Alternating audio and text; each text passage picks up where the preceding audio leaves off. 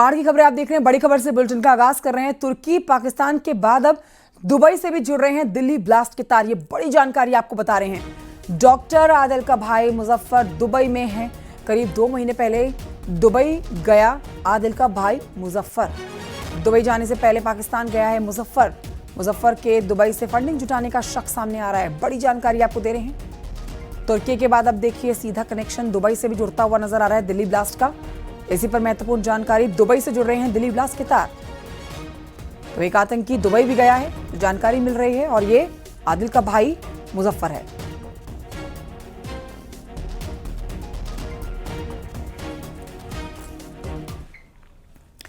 ऋषिकेश के शिवपुरी क्षेत्र से एक दुखद जानकारी आ रही है। बंजी जंपिंग के दौरान हादसा हुआ है। बंजी जंपिंग के दौरान युवक नीचे छत पर गिर गया है और ये सीसीटीवी की तस्वीरें भी आप देखेंगे। इस युवक को अस्पताल में भर्ती कराया गया है। एम्स ऋषिकेश में इसका इलाज चल रहा है। हादसे का ये सीसीटीवी फुटेज सोशल मीडिया पर वायरल हो रखा है। पुलिस का कहना है कि अभी तक किसी भी पक्ष की ओर से कोई शिकायत दर्ज नहीं कराई गई है। आशीष डोभाल से इस पर जानकारी ले लेते हैं। आशिकेश, ये जो वीडियो हम दिखा रहे हैं, ये पूरी खबर आप बताएं। ये युवक कौन है, इस समय इसकी हालत कैसी है और कैसे ये ऊपर से गिरा है नीचे? जी, शिवपुरी की एक घटना है। इसमें बताया जा रहा है कि युवक एक ब्लॉगर है सोनू नाम का, जो दिल्ली में रहने वाला है, दिल्ली का रहने वाला है, और यहाँ एक शूट के लिए आया हुआ था जिसे कंपनी ने हायर किया था। इसी दौरान बंजी जंपिंग के शॉर्ट फिल्माते हुए इसका पैर फिसला और ये टीन की छत पर गिरा है और युवक की हालत इस समय गंभीर बनी हुई है। इसको ऋषिकेश एम्स में भर्ती कराया गया है।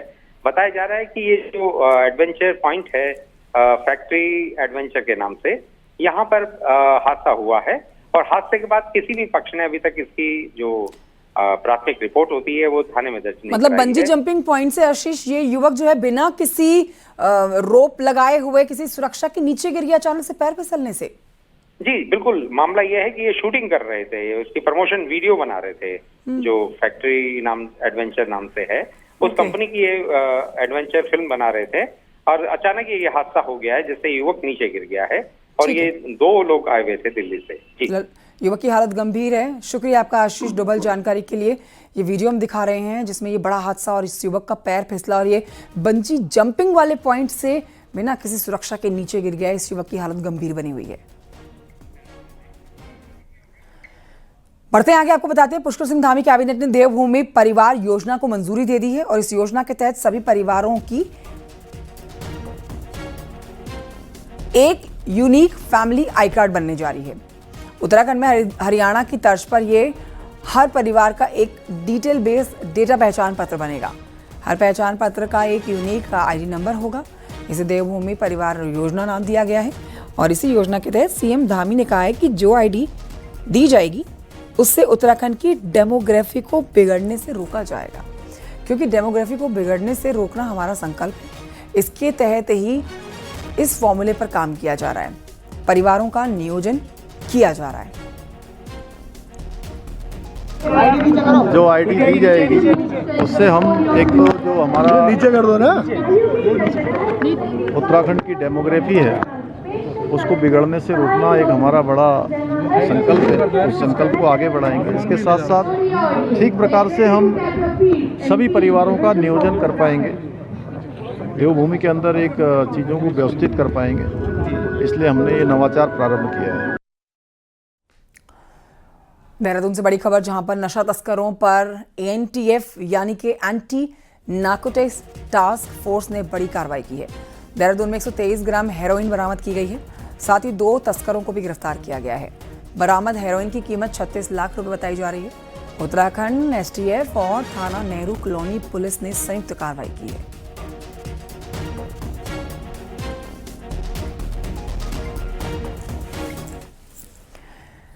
विकासनगर से अगली खबर, जहां पर पचुआधून क्षेत्र में जमकर यातायात नियमों का उल्लंघन किया जा रहा है। खनन माफिया लेकर जा रहे ट्रैक्टर नियमों का सीधे तौर पर उल्लंघन करते हुए नजर आ रहे हैं। नियमों की अनदेखी है। ढकरानी, जसोवाला, कैंचीधाम और कई और क्षेत्रों में खनन सामान ले जा रहे ट्रैक्टर ट्रॉलियां यातायात नियमों की धज्जियां खुले में उड़ा रहे हैं। कहीं पर स्टंटबाजी हो रही है, कहीं पर बेलगाम ये ट्रैक्टर तेज रफ्तार से दौड़ रहे हैं और कहीं पर बिना नंबर प्लेट के ही ये ट्रैक्टर चलाए जा रहे हैं। रेड वाहन की जो शिकायतें प्राप्त हो रही हैं, इस पे हमारे द्वारा एक जॉइंट टीम का गठन किया गया है, जिसमें ARTO, पुलिस और खनन विभाग की टीम रहेगी और राजस्व की टीम। एक संयुक्त निरीक्षण किया जाएगा और बीच में जो एजेंसीज हैं जैसे RTO हैं और पुलिस को निर्देशित किया गया है कि इस तरीके की अगर वाहन संचालित हो रहे हैं तो उन पर कानूनी कार्रवाई। हरिद्वार के सिडकुल क्षेत्र से खबर है, जहां पर गाड़ी में हूटर और लाल बत्ती लगाकर घूमना एक युवक को भारी पड़ गया। बिक्री चौक पर चेकिंग कर रही पुलिस ने हूटर बजाती आ रही इस ब्लैक स्कॉर्पियो कार को रोका, जिसमें एक युवक सवार था। युवक ने जब गाड़ी और हूटर के बारे में जानकारी दी तो वो संतोषजनक नहीं थी। पुलिस को कोई बेहतर जवाब नहीं दे सका ये युवक, जिसके बाद पुलिस ने हवाबाजी कर रहे इस शिवम नाम के युवक को फटकार लगाई और गाड़ी को सीज किया। युवक अपनी ब्लैक स्कॉर्पियो में पुलिस की लाल नीली बत्ती का हूटर बजाकर लंबे समय से घूम रहा था। हूटर भीड़भाड़ में बजाकर शोबाजी की जा रही थी।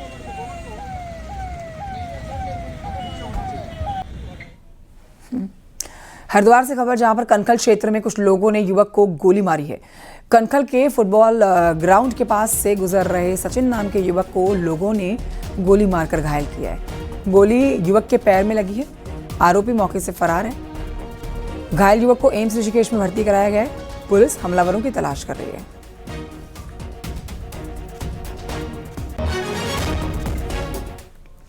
रामनगर के नई बस्ती पुछड़ी में एक व्यक्ति की हत्या से सनसनी फैल गई है। मृतक मुरादाबाद जिले का रहने वाला बताया जा रहा है। यहाँ पर मजदूरी का काम वो करता था। बताया ये भी जा रहा है कि इसने अभी उत्तर प्रदेश में अपनी कोई ज़मीन बेची थी, जिसका कैश भी उसके पास होने की उम्मीद जताई जा रही है। हालांकि पुलिस मामले की हर पहलू से जांच कर रही है। इसमें त्वरित कार्रवाई करते हुए मौके पे पुलिस पहुंची और उसके बाद देखा यहाँ पे एक बॉडी है और घर के अंदर एक बॉडी पड़ी हुई है, जिसकी एज उसके बेटे द्वारा लगभग 65 वर्ष बताया गया है। बाकी हर एक एंगल से हम इसमें कार्रवाई कर रहे हैं और FSL टीम को भी बुला दिया। FSL टीम भी कुछ देर में मौके पर पहुंची। नैनीताल से खबर, जहां पर पंगूट में PWD सड़क पर डामरीकरण का काम कर रहा है और इसकी गुणवत्ता पर सवाल उठ रहे हैं। हालात ऐसे हैं कि अगर सड़क में डामर तो चल रहा है, लेकिन पीछे से सड़क उखड़ती भी जा रही है। इस डामर में प्रति किलोमीटर 14 लाख रुपए खर्च किए गए हैं, जिस पर अब सवाल उठ रहे हैं। लोगों का ये भी कहना है कि डामर उखड़ने से सड़क डेंजर हो गई है और बाइकें फिसल रही हैं, गाड़ियों के टायर धंस रहे हैं। सड़क पर्यटकों के लिए महत्वपूर्ण है और इस लिहाज से गुणवत्ता बेहतर होनी चाहिए। और बहुत ही गंदा काम हो रहा है ये। बिल्कुल ऐसा काम तो होने से तो काम नहीं हो, इससे पहले ही ये रोड ठीक थी। इतना गंदा काम हो रहा है। डेंजर हो रहा है आने जाने सर डेंजर नहीं है, ये बाइक से हम आ रहे थे, 3-4 बार रपटने से बचे हुए हैं। पूरी रेता ही रेता बिछी पड़ी है रोड में। आप देखो डामरीकरण कौन कहेगा इसको, तो रेता रोड कह सकते हैं हम, ऐसी बना दी है बिल्कुल। देहरादून में जिलाधिकारी के जनता दरबार में शिकायतें तो बहुत आती हैं। DM साहब तुरंत आदेश भी दे देते हैं, लेकिन जिलाधिकारी के आदेशों के बाद भी कार्रवाई नहीं होती है। लोगों की समस्याओं का कोई समाधान नहीं हो पाता है, जिससे लोग गुस्से में हैं। यहाँ पर आने वाले लोगों ने कई शिकायतें दी हैं और यहाँ पर अब DM ने आश्वस्त किया है लोगों को कि जिन अधिकारियों ने लोगों की परेशानियों को नहीं सुना है, उनके खिलाफ कार्रवाई की जाएगी। कितनी बार आ चुकी है? कम से कम 20 बार से ज़्यादा भी आ गए होंगे। तो हर बार क्या जवाब मिलता है आपको यहाँ से? ऐसे होता है कि हो जाएगा वो हो जाएगा, बस और कुछ नहीं। वो हुआ कभी नहीं है। तो आंदोलनकारी कौन थे आपके घर में? आपके घर में मैं भी थी, हाँ। मेरा आदिम भी था। अच्छा। आदिम तो मेरा खत्म हो गया। DM साहब जो करते हैं वो सही करते हैं, लेकिन आगे का जो प्रोसेस है वो लेंदी हो जाता है और लेंदी होते होते ब्रेक लग जाता है। ब्रेक होकर डिफंग हो जाता है, डिफंग होकर वो टूट जाता है। ये जनता दरबार जो है आधी दुनिया को, तो मैं जब से थर्ड टाइम से मैं आ रही हूँ, आधे से ज्यादा मैं लोगों को रोते हुए देख रही हूँ। मतलब 7-7 महीने हद हो गई सोच की। क्यों इतना टाइम लग रहा है? सारा लाइन डिपार्टमेंट यहाँ रहता है, तो लाइन डिपार्टमेंट क्या झुंझुना बजा रहा है? ये काम क्यों नहीं करते? ये किस लिए बैठे हैं? तनख्वाह लेते हैं। DM साहब के ऑर्डर को क्यों नहीं मानते? ये माध्यम से अधिकारियों की जिम्मेदारी भी तय की जाती है और जो जिस पर भी रिमार्क्स लिखे जाते हैं उन सभी प्रकरण को मैनुअली रिव्यू किया जाता है, फॉलोअप किया जाता है। तो ये बिल्कुल नॉलेज में है कि जो डायरेक्शंस दी गई हैं उसका कंप्लायंस एग्जीक्यूट करवाना भी हमारी जिम्मेदारी है। और आइए खबर आपको तस्वीरों के साथ बद्रीनाथ धाम की दिखाती है, जहां पर पिछले 3 दिन से कड़ाके की ठंड पड़ रही है। ठंड इतनी जबरदस्त है कि नदियां, झीलें सब जम चुके हैं। -15 डिग्री तापमान है। कड़ाके की ठंड के बीच की ये तस्वीरें आप देख रहे हैं, जिसमें आप नदी देख रहे हैं, ये जलधरा जमी हुई है, ऋषिगंगा है ये, और झील की तस्वीर आप देख रहे हैं, शेष नेत्र झील आपके सामने है जो जम चुकी है। पानी की एक बूंद जमी हुई है। पहुंचने वाले यहाँ पर जो यात्री हैं, जो भक्त हैं, बद्रीनाथ धाम का पाट बंद होने में अभी 14 दिन का समय है। तो देखिए, ऐसे में उन लोगों को कड़ाके की ठंड का सामना करना पड़ रहा है।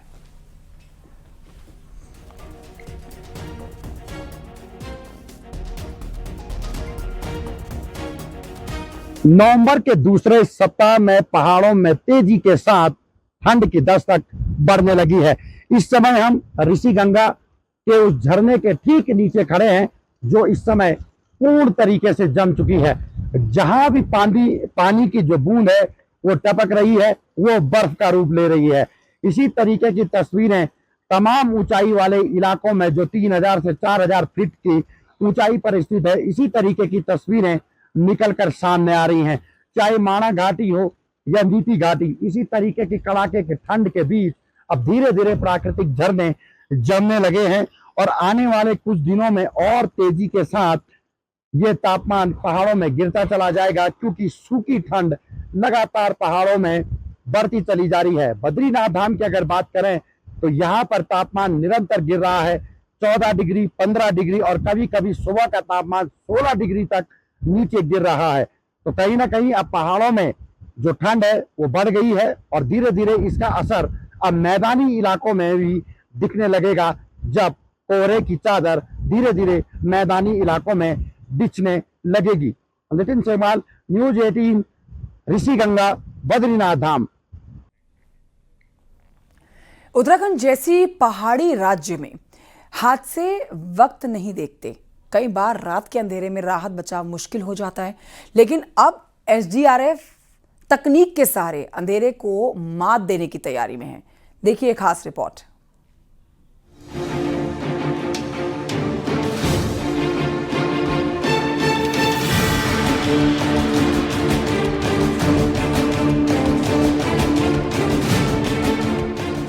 उत्तराखंड का ज्यादातर हिस्सा पहाड़ी और दुर्गम है, जहां रात के समय सड़क हादसे या आपदाओं के दौरान राहत कार्य करना बेहद मुश्किल हो जाता है।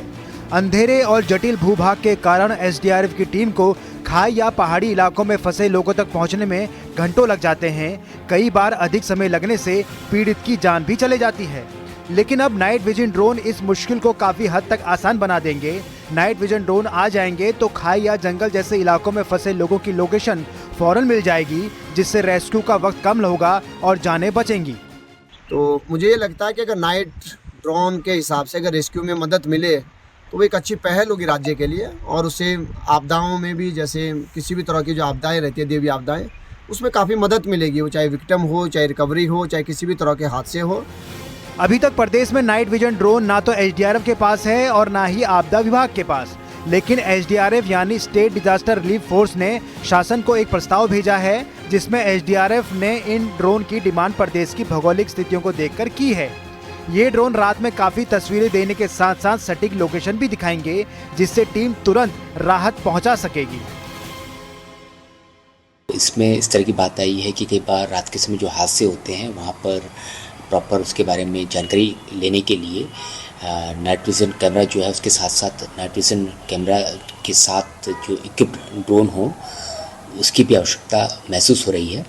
तो इसको लेकर के हम लोग प्रस्ताव तैयार कर रहे हैं। और रात के समय हादसे होते हैं जहाँ पर इंफॉर्मेशन हम लोग गैदर नहीं कर पाते हैं अंधेरे के कारण, या वहाँ रीच में नहीं होते हैं, तो उसमें ये काफ़ी हेल्पफुल रहेंगे।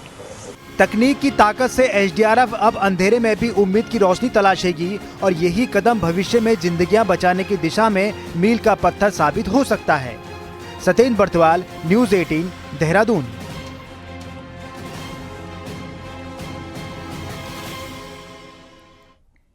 और इस वक्त की बड़ी खबर आपको बताएं, सीएम पुष्कर सिंह धामी हल्द्वानी के भुजिया घाट आयुर्वेदिक मेडिकल कॉलेज का शुभारंभ कर रहे हैं। आइए सुनते हैं उन्हें। मैं आज के इस अवसर पर श्री अशोक पाल जी को और पूरे ग्रुप को, पाल ग्रुप ऑफ जो हमारा काम करता है, उन सबको अपनी तरफ से बहुत बधाई देता हूं, बहुत शुभकामनाएं देता हूं कि एक शानदार काम यहां पर शुरू हुआ है। और आज उनके पूज्य पिताजी स्वर्गीय रमेश पाल जी का भी मैं भावपूर्ण स्मरण करता हूं कि उनसे हमारे बहुत नजदीकी संबंध थे और उसके सूत्रधार हमेशा श्याम अग्रवाल जी हुआ करते थे। और मैं आज से लगभग 25 वर्ष पूर्व की बात मुझे ध्यान में आ रही है कि देहरादून के मीडो ग्रैंड होटल में रुकते थे और मैं अक्सर इनसे वहां भेंट करने जाया करता था। और सच में आज जैसा माननीय अजय भट्ट जी ने कहा कि उनके अंदर एक बहुत शानदार विजन था, एक उनकी सोच थी कि लगातार काम करते रहना चाहिए, लोगों के बीच में संवाद स्थापित होना चाहिए, समाज में काम करना चाहिए। और उसी काम को आज उनके सुपुत्र श्री अशोक पाल जी बहुत अच्छे तरीके से आगे बढ़ा रहे हैं। मैं उनको बहुत बधाई देता हूं कि एक अच्छा पुत्र वही होता है, हमारे शास्त्रों में भी कहा गया है कि एक अच्छा पुत्र वही होता है जो अपने पिता से आगे जाए, अपने पिता के कामों को आगे बढ़ाए। और वो सशरीर आज भले ही हमारे बीच में नहीं है, लेकिन अशोक, मैं ये कह सकता हूं कि वो जहां भी होंगे वहां से देखकर उनकी आत्मा बहुत प्रसन्न हो रही होगी और वो आप जैसे पुत्र को पाकर सच में बहुत प्रसन्न होंगे और वहां से अपना आशीर्वाद दे रहे होंगे। साथ ही में आज पीजीआई कॉन 2025 इस कॉन्क्लेव में उपस्थित देश विदेश से पधारे सभी वैज्ञानिकों का, आयुर्वेदाचार्यों का, चिकित्सकों का, शोधकर्ताओं का तथा सभी गणमान्य अनुभाव महानुभावों का और प्रिय विद्यार्थियों का भी आज के इस अवसर पर मैं हृदय से स्वागत करता हूं, हृदय से अभिनंदन करता हूं।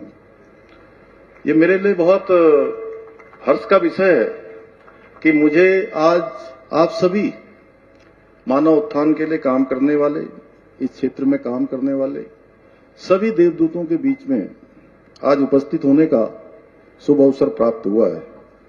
मुझे बताया गया कि पाल ग्रुप ऑफ इंस्टीट्यूशन द्वारा आयोजित इस 3 दिवसीय पीजीआई कॉन 2025 सम्मेलन में एम्स तथा WHO, CCEAT के सहयोग से आयुर्वेद, आधुनिक चिकित्सा विज्ञान और समन्वित चिकित्सा के क्षेत्र में कई महत्वपूर्ण विषयों पर यहां पर गहन विचार विमर्श, चिंतन मंथन किया जाएगा।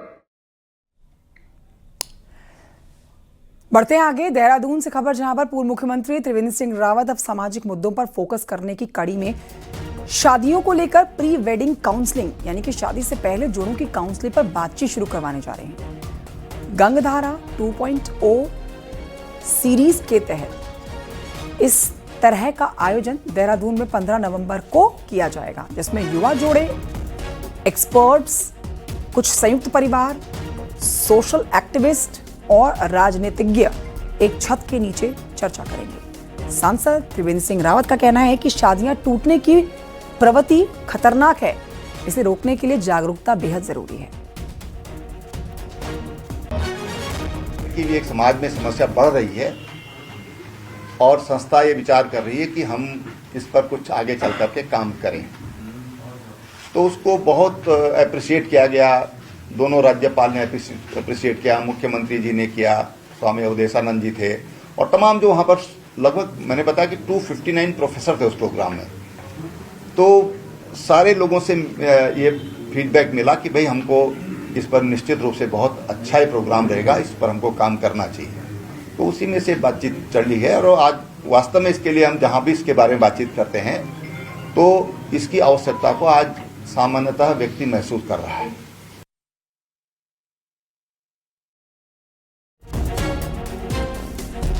चमोली से खबर है अगली, जहां पर दशौली और जोशीमठ में भालू का आतंक है। दशौली के ग्रामीण इलाकों में भालू ने लोगों की गौशाला को नुकसान पहुंचाया और एक गाय को भी मार दिया। जोशीमठ में रात को भालू की दस्तक से लोग परेशान हैं। लोगों का घरों से निकलना मुश्किल हो गया है। लोग भालू को पकड़ने की मांग कर रहे हैं।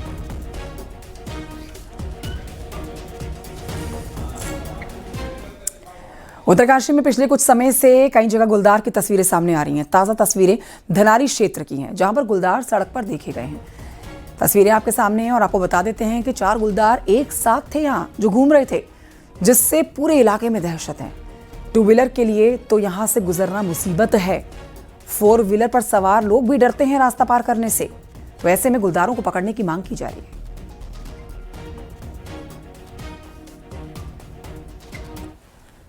जोशीमठ के गांधीनगर वार्ड में एक बार एक बड़ा सा पत्थर कभी भी नीचे गिर सकता है। तस्वीरें आप देख रहे हो उस बड़े से पत्थर की।